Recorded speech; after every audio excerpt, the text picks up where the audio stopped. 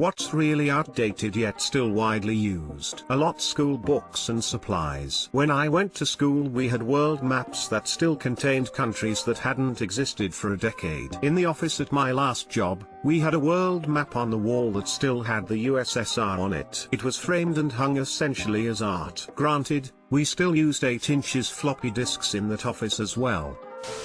The USACH, Automated Clearing House, Electronic Funds Transfer System. The same architecture that was used to build the system in the 70s is still in use today. And it still closes down for the weekends to coincide with bank hours. Modern computers don't need to close on the weekends. Seems to me that the banks like this arrangement so they can use the money over the weekend. In other words, it's for the bank's enrichment and no benefit to the consumer. If they could figure out how to make more money than this scheme on a 24/7 system, they do it immediately.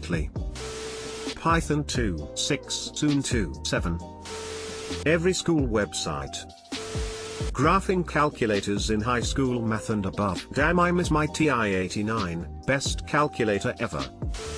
The way we apply to jobs online. Everyone is using a different system to do the same thing. You'd think there would be a better system for applying to jobs by now than to be filling out an endless amount of the same forms and multiple choice questions. Attach resume here. Please fill out these boxes, which is just typing out everything that is in the resume you just attached. Why? Can we please just stop this unnecessary repetition? Windows XP. The amount of hospital computers that use it and older versions of Windows is crazy, and sometimes they don't have a choice because some medical devices are only compatible with like Windows 2000 or some other OS from the 90s. Edit, I just remembered Unix time is a thing. I wonder what kind of shit will happen when the 32-bit representation fills up. Edit 2, I would like to address some of the comments up here so they don't get repeated. / if it ain't broke don't fix it. If the computer is completely isolated from any network, I agree, the computer is used for a specialized task and there is really no need to upgrade. However, the longer it stays untouched the harder it is to maintain it. / it's too expensive to do a mass upgrade of many outdated systems. Not much to say here but that it's kinda sad, and as one person pointed out, a racket. / a few people have pointed out that we could use virtual machines which could give us security benefits of modern software while still keeping compatibility with old devices. Edit 3, you guys can stop linking the articles on WannaCry. Polygraph tests. Not widely / used, but used way more than it should be, and the amount they should be used is 0. They're pseudoscience. If they're being used not to detect lies, but coerce a confession, that's still bad. We shouldn't be coercing confessions. If they're being used as employment gatekeeping for federal agencies, again, pseudoscience. It shouldn't be used. The +4 method of measuring bra sizes. Edit, for those who don't know, it's the method a lot of shops use to make women fit into a lot smaller selection of bras, by adding 4 inches onto your underbust measurement. E.g. if you measure 28 inches underbust and 34 inches overbust, you should be wearing a 28E. But if a shop like Marks & Spencer's or Victoria's Secret measured you, they'd add 4 inches and put you in a size more like a 32B. This allows shops to stock a smaller range of sizes but means that most women are wearing wrongly sized bras. A DD cup is in fact not that large. Most DD women you see are more likely a G/GG/H cup. /A Breath Hatfits is a great resource, as is the Boob or Bust Facebook group. Jumping onto this comment to add, gendered shoe sizing. It's incredibly stupid. Ladies' shoe size equals men's shoe size +2. So, for example, a men's size 7 shoe is a women's size 9. There is absolutely no reason for this that I can discern. Fax machines.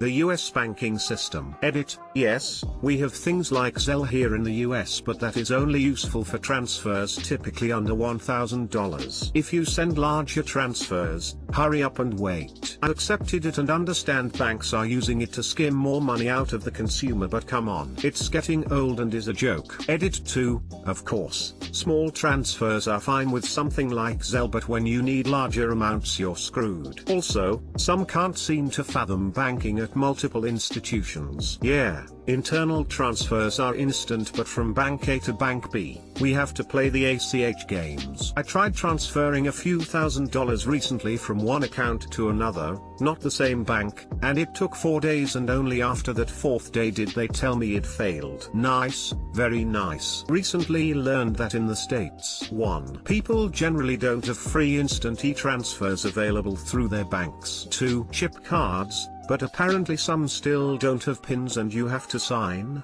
are finally fairly popular, but contactless payment cards are rare. Boggles the mind. Internet Explorer. I had a spat with someone at an online Scrabble site. I am like the only player in their 20s. We were talking about browsers and they claimed EA was the most popular browser in the UK. I sent them proof that refuted this and she blocked me. Lol. CCTV with 144p quality. The phrase "catch you on the flip side." It's an old phrase back from when DJs would let a vinyl play all the way through so you wouldn't hear them talk again till they had to flip it. That's a damn fine piece of trivia. The Space Jam website hasn't been updated since it was released. Actually, fascinatingly, their security certificates have been kept up to date. Someone is still maintaining it. Incandescent lights. If I'm doing my math correctly, LEDs use 1% of the energy of them, and they last much longer. Edit, not 1%, but 10%. My math was not correct. Incandescent are simply still cheaper to purchase. People are bad at seeing savings over time or really forward thinking in general. Until LEDs are as cheap as a 99-cent bulb and can still light up the room and last as long, they won't be eliminated.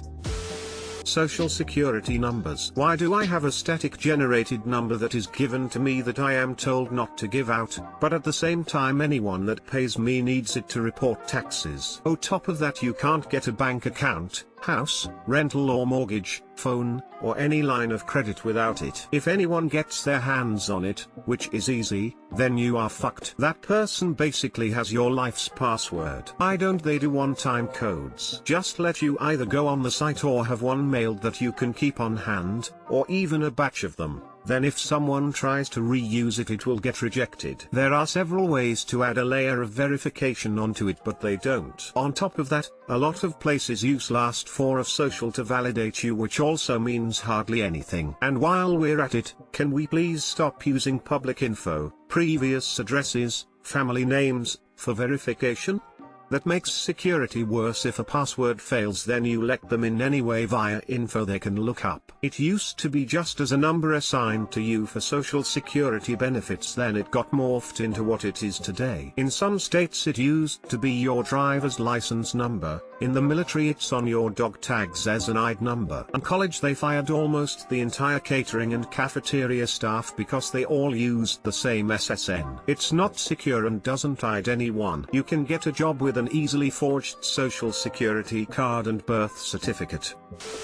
The US military still uses 8-inch floppy disks on outdated IBM computers to run the nuclear missile systems. It's because they are incredibly hard to hack. The computers are essentially air-gapped and the old IBM computers are reliable. If the military has extra parts and 8-inch floppy disks to transfer the data to avoid degradation, then there is no reason as to why they can't use the same tech to run the system for another 40 years. And also, updating carries risks of bugs. In 1983, the Soviets had a new radar system that reported U.S. nuclear missiles bound for the USSR. Turns out it was an error caused by sunlight bouncing off clouds. If the radar operator hadn't figured out that it wasn't real, we might all be dead. As 400 computer systems developed in 1988, I believe. Still using this at work today.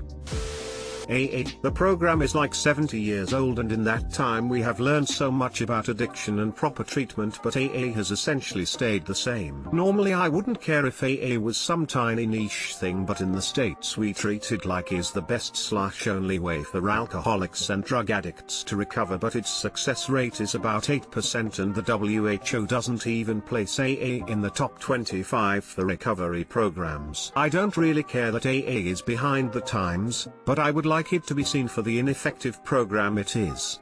Too many of my friends and family relapse or die and go in and out of AA rooms thinking that was the only way to stay sober. Fireworks. I mean, nuclear weapons have been around for ages now. My computer. Daylight saving time. For my EMS folks, full spinal immobilization for every major trauma. COBOL. I have an old computer/programming joke book, 80s era. There is a running gag in there whenever a timeline pops up. Year, event X. Year +2, double processor speed. Year +3, event Y. Year +5, end of COBOL predicted. Year +7, computer size halved. Year +9, end of COBOL predicted. Every time. And now, some 15 years since my mum got me that book, I finally understand. Bowling alley software. I've been watching the same cartoon bowling pins on the screen for 20 years now. Pages, I think doctors still use it. And pretty much all EMS personnel. Has to do with the frequency at which they operate. Penetrates into deep concrete labyrinths. Unlike cell phones. Websites of banks in India. Any website in India is pretty trash tbh. So cluttered. It's basically the 2000s back here. The educational system. The current educational system was developed in the 1940s based on Dewey's educational philosophy, with only some modifications, like gender equality in coursework and a larger focus on STEM and getting away from home ec/woodshop. It's functionally remained the same in the last 75+ years. Nonetheless, in the 1940s it was hailed as being very progressive for its time. The 1940s Dewey system did separate grade/school levels, increased the curriculum away from the simple 3 R's and added sciences/history, and got away from the simple one-room schoolhouse. Plus it increased things like sports/activities, and added the concept of guidance counselor, plus improved the thought of your diploma needs to be geared for your adulthood, be it a college track or a technical track. It certainly has its benefits, and I don't think the entire baby needs to be thrown out with the bathwater. It certainly could use updating and not just piecemeal approaches that we've been doing. Isn't the standard toilet like more than 100 years old? I think with our technology now it could get a lot of upgrades. It's a chair you connect to a pipe. What do you wanna do, shit into a drone that flies your poop up to the sun? Lightning cables, just fucking update to USB-C Apple please. Edit, whoa this blew up. In case this is on TV, hi mom. They didn't, now they went overboard. The new MacBook Pros only have USB-C ports. There are no standard full-sized USB ports anymore, meaning you need to get a stupid adapter. Towels, man, what the fuck? We've been using this shit for fucking millennia and no one has come up with something better. The only alternative right now is those weird warm air domes. I don't know what to call them. Rich people have, but I'd guess they're pretty expensive. Fuck, I hate being forced by the towel monopoly. Fax machines. It's still mainly how hospitals and health centers send patient data. People think it's secure, but faxes are very often sent to the wrong fax/phone number and are often left there for days. The wrong people often pick up the fax and leave them in unusual places. America's restaurant tipping system. Speed limits were developed based on average braking distance for cars from the 50s. Well, Eisenhower saw the German highways and said that he need to bring this to the US. But he also introduced speed limits. You could drive on dirt roads in the 20s faster than on modern day roads. This with modern cars. By the way, Germany's highways are pretty safe, even though in most parts there is no speed limit. More accidents happen on German country roads.